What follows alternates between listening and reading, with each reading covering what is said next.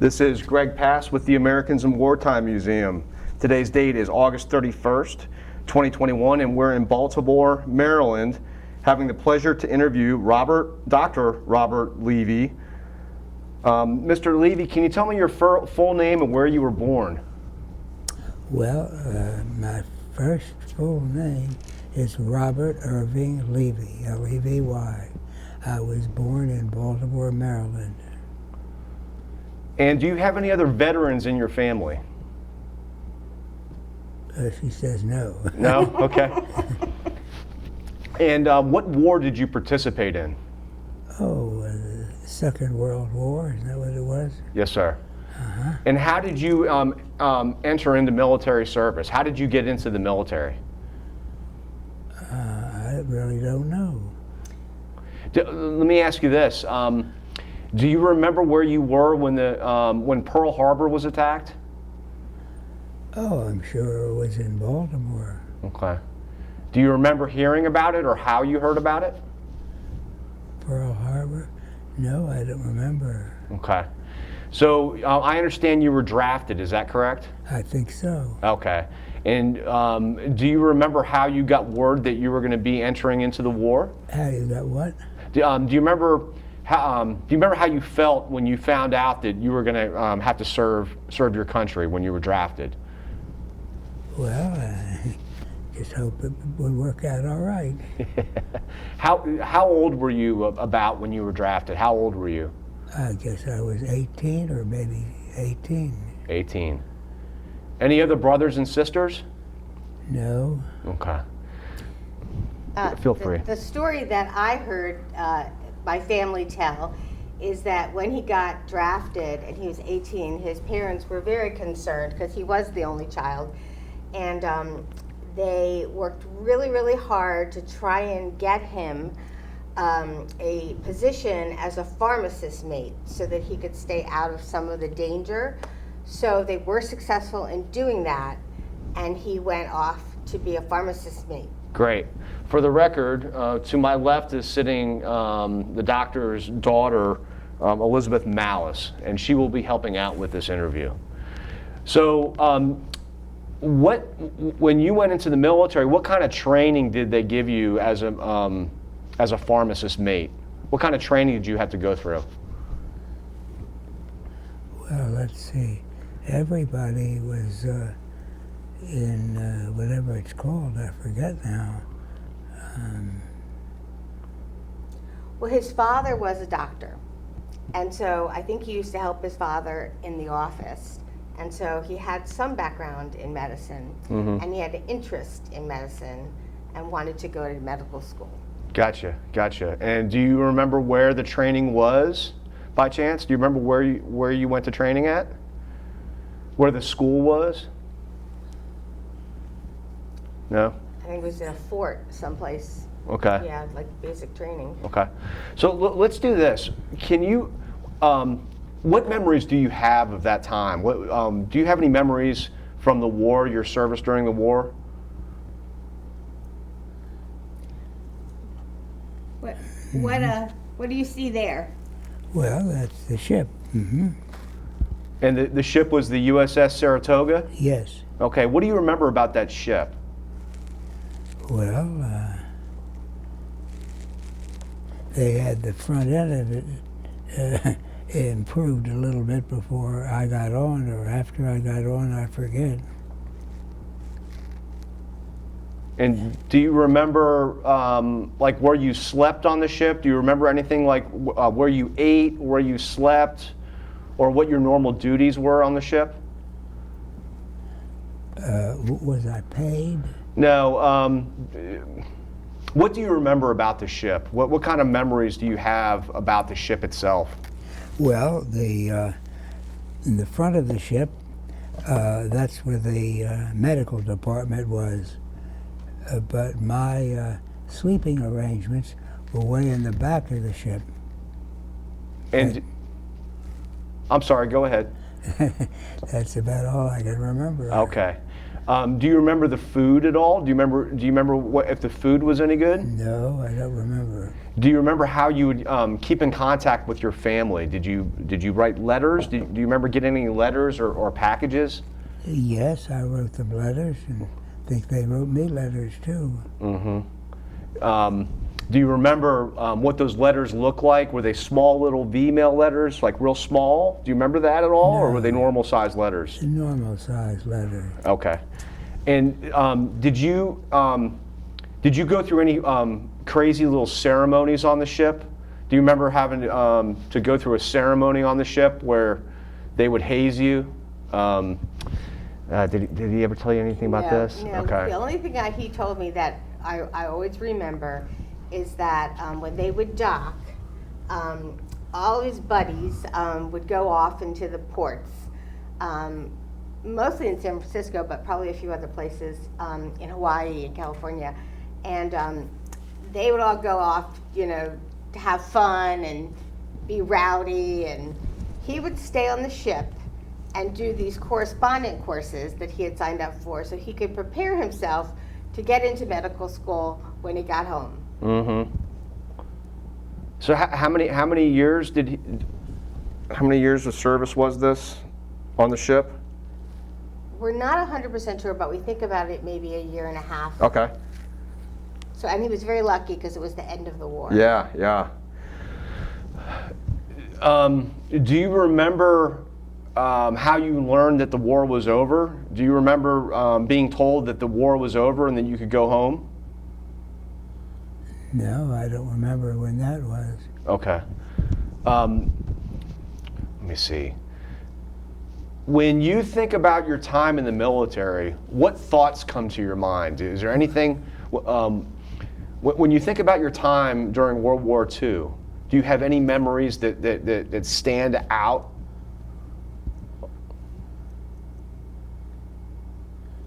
Well, I was on this ship. Yeah. Can you tell us anything about the ship other than, so you said the medical was in the front and then you slept in the back of the ship. Do you remember where the mess hall was, or do you remember any friends or any funny incidents that happened on the ship with your friends? Well, I knew most of the other medical people. Mm-hmm. And what would you do day to day? What were your day-to-day type duties as a pharmacist, mate? Mm-hmm. Well, let's see.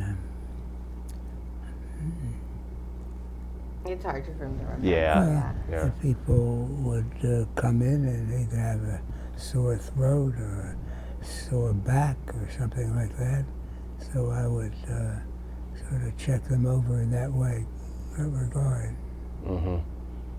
And would you work side by side with a physician, with a doctor? Did you work with the doctors a lot? They were there after I saw the patient. Mm-hmm. And I've never been on an aircraft carrier like this. Is it like a pharmacy that like we have here at our grocery stores? I mean, would the doctor write a prescription and then I would come to you and then you would fill the prescription? Is that how it worked?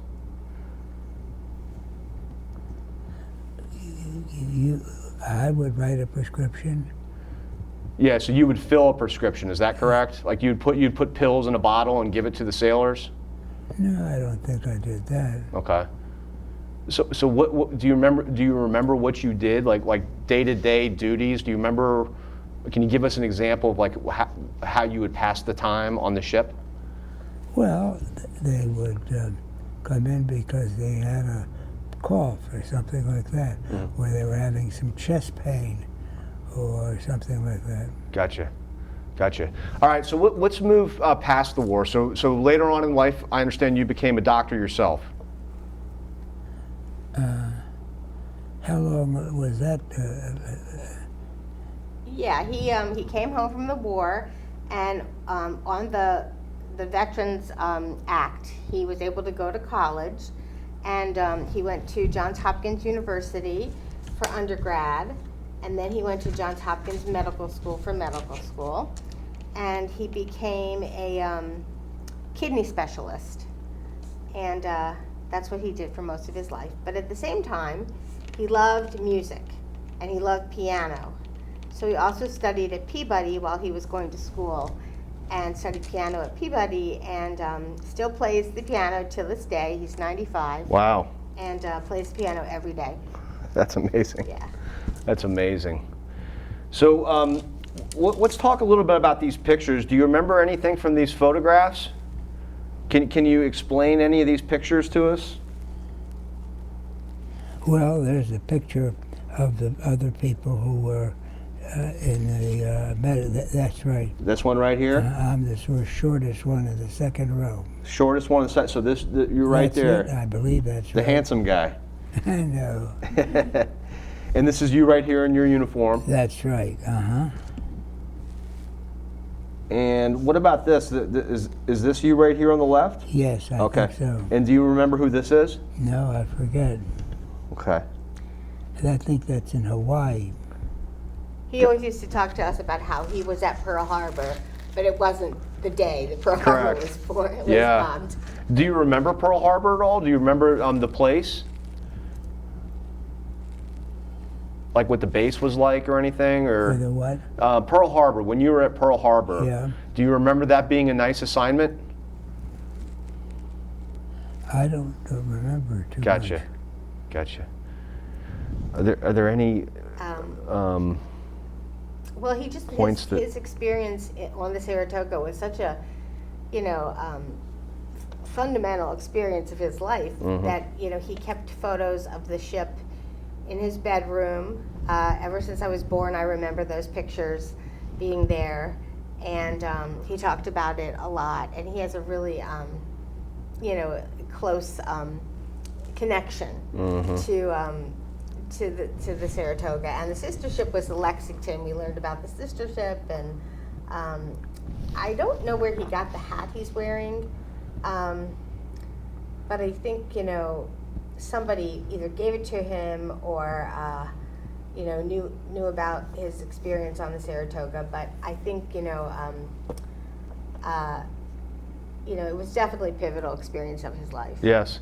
So let's talk about that hat. Does he wear that a lot out in Wears public? it all the time. So tell me a little bit about the reaction that people have when he walks into a building with that hat on. I don't know. He does live in a retirement community here in Baltimore, and so everyone, although he's probably one of the oldest people there, so not everybody even was in the war, but the few people that may remember the war, I'm sure get a big kick out of it. So like younger people, when they see him walk into a store with that hat, do they have people approach him and talk People to him at all? ask him, "What is that hat? What is the Saratoga?" And he'll smile and he'll say, "The Saratoga."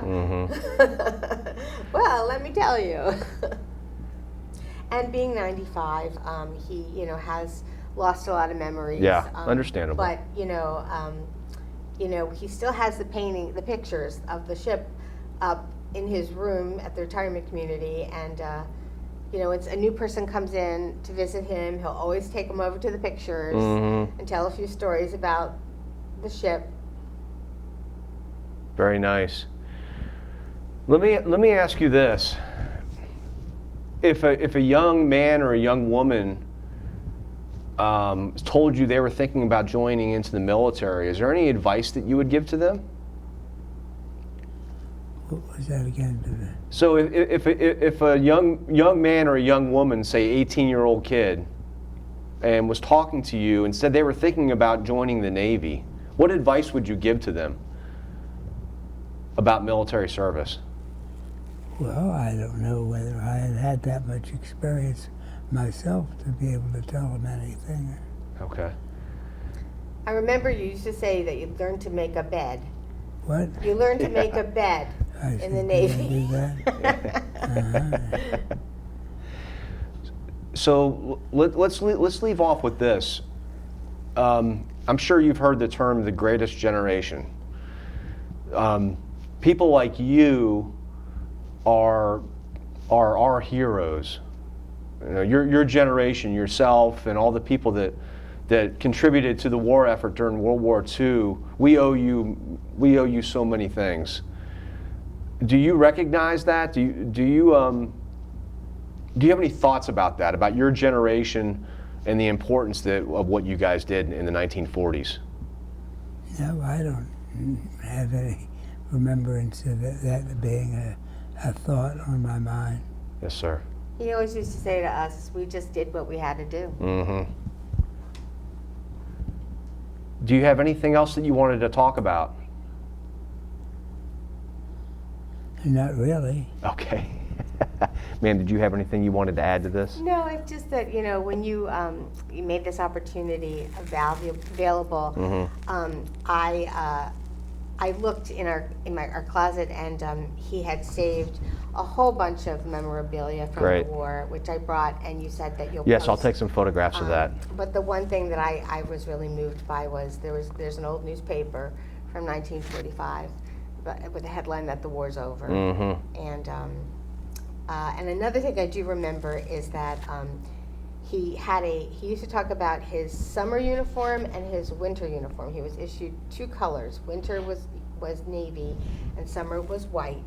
And he kept them all the years. And after his children were born, I was one of them, he had 3 children, my mother and he would dress up for Halloween in the sailor suits. Well, okay. And they would accompany us on trick-or-treating dressed in the Navy uniforms. Outstanding. Sir, on behalf of the Americans in Wartime Museum, I thank you for coming in here today to tell us your story. And more importantly, I thank you for your service to our country. Thank you, sir. I appreciate it. Oh, you